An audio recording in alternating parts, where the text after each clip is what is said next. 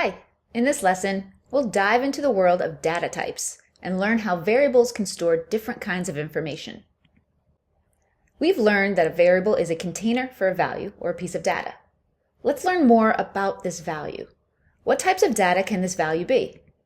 What can we store in a variable? Different programming languages have different data types that can be used within the program. Some of the basic types include numbers, booleans, and text. Let's explore each of these deeper.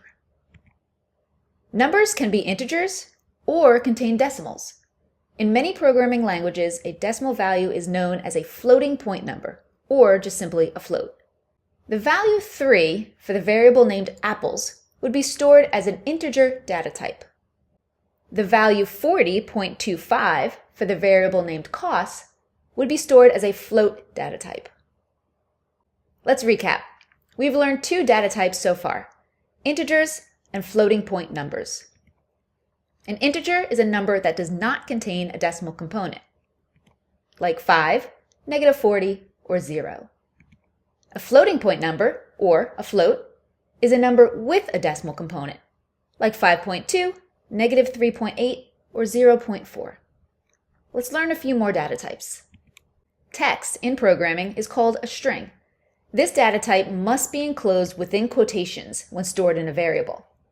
A string is a sequence of characters that can include letters, numbers, symbols, and spaces.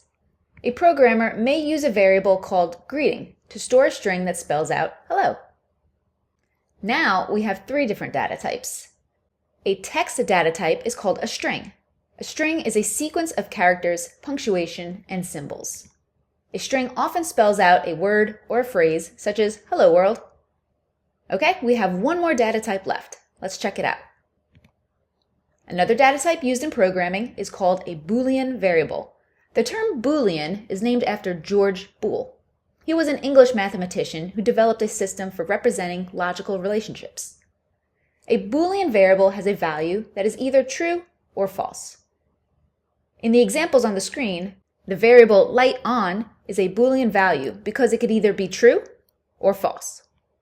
So there we have it. You can imagine data types as different types of containers. Some are perfect for holding numbers, while others are better suited for storing text or logical values like true and false.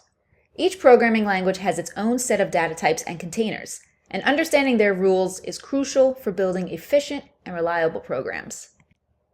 All right, now it's your turn to explore further.